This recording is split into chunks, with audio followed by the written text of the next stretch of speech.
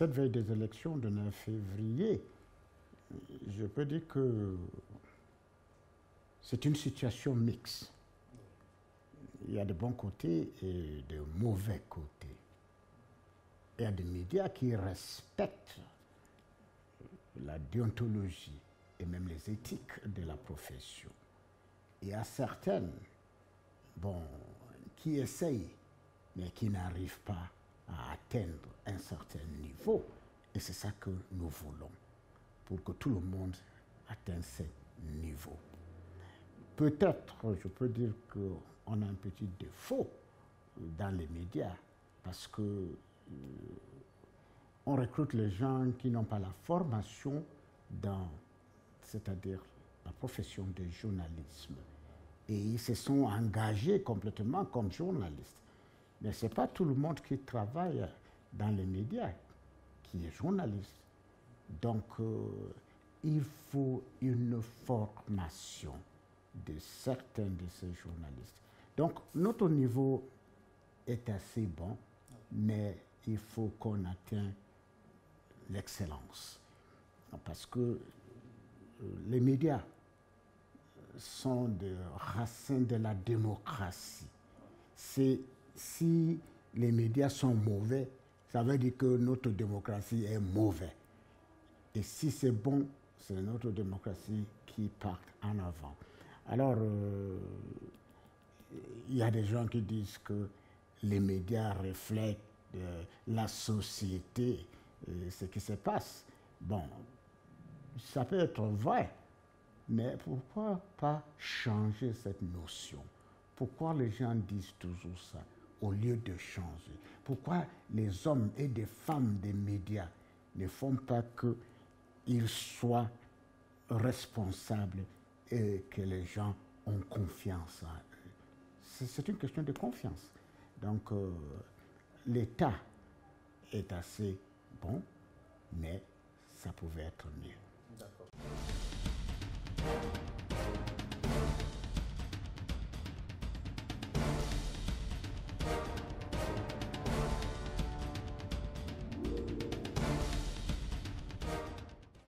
Non, il y a une chose. Nous avons déjà pris une avance sur même ce que l'Assemblée nationale a fait. Parce qu'il y a 2 ans, je crois, nous avons organisé un séminaire sur le discours de haine. Et nous avons essayé d'éduquer les médias, de les former même sur ce langage qui cause des problèmes. Parce que ce n'est pas seulement un langage, la haine tribale, c'est la haine générale. Parce que comment on peut vivre dans une société où tu ne peux pas avoir confiance à ton voisin? Si tu dis quelque chose, c'est pour te scandaliser, pour dire toutes les mauvaises choses de tel.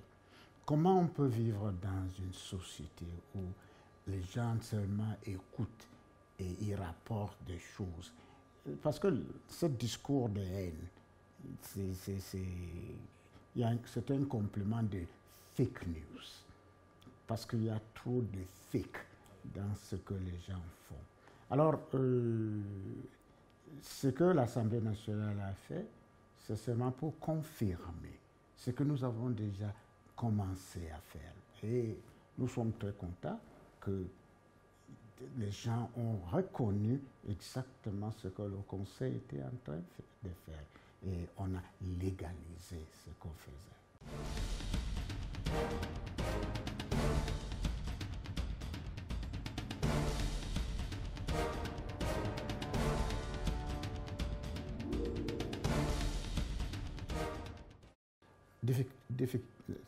C'est une difficulté. Oui. C'est pourquoi on avait même invité les gens de WhatsApp pour essayer de contrôler ça.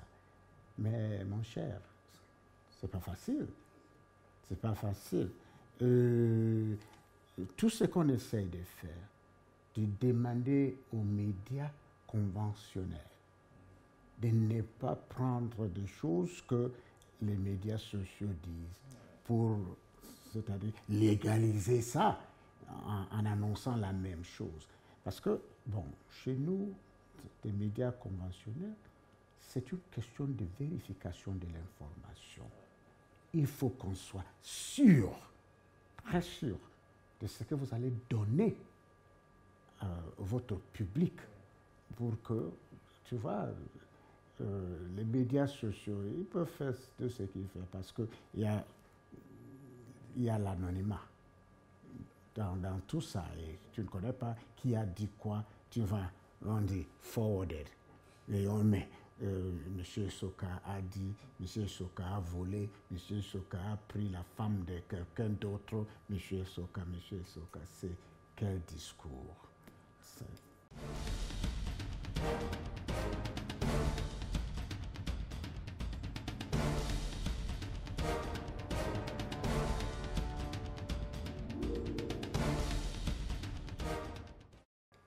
Il y a une chose. Quand tu dis à ton enfant 1000 fois, ne fais pas ceci, ne fais pas cela, et ton enfant continue à le faire, un jour, tu vas le fouetter.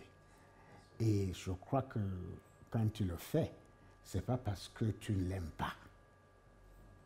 Et en anglais, on dit he chastens whom he loves well.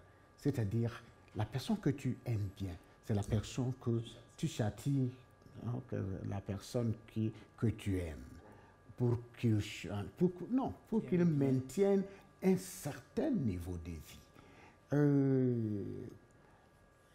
Comme je disais tantôt, il y a des mauvaises choses, il y a des bonnes choses. Est-ce qu'on a sanctionné un média un jour qui fait un bon travail? Jamais. Mais si un média est sanctionné, ça veut dire qu'il y a quelque chose qu'on doit changer. Mais on ne fait pas ça avec mauvaise foi. On fait ça avec, c'est-à-dire l'intention d'encourager que les gens... Parce que les sanctions, c'est une façon d'éduquer. Ah oui, c'est une façon d'éduquer. Voilà. Donc, moi, je ne considère pas comme ça comme une répression. Plutôt, c'est un encouragement.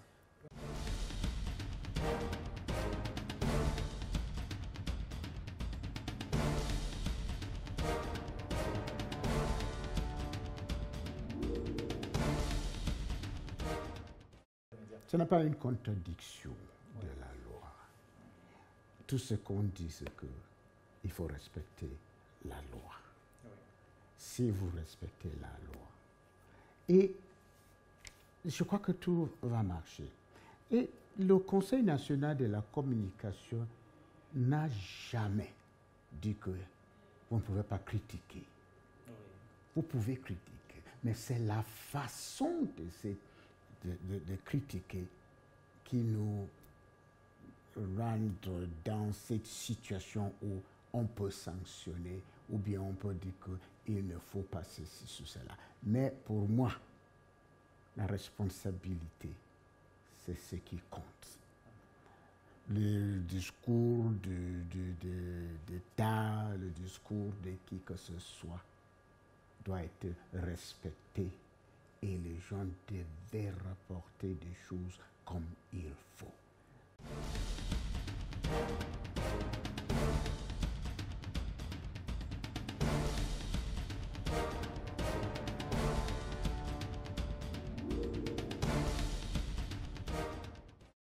Tout ce qu'on a dit tantôt, c'est ce qu'on attend des médias. La responsabilité. J'ai dit un mot mal placé. C'est un mot destructif. Alors, les médias, tout ce que vous dites, tout ce que vous faites, tout ce que les gens attendent de vous, ce que vous accompagnez les institutions pour cette paix qu'on cherche, pour cette unité qu'on veut. Et je crois que les gens vont comprendre. Parce que tout à l'heure, on était dans un séminaire et quelqu'un a dit, nous ne voulons pas, nous ne voulons plus ce qui est arrivé à Rwanda avec radio, machin, mille collines. Alors, donc, c'est un appel, une exhortation à tous les hommes et femmes des médias de faire beaucoup attention pour qu'on ne détruise pas notre pays.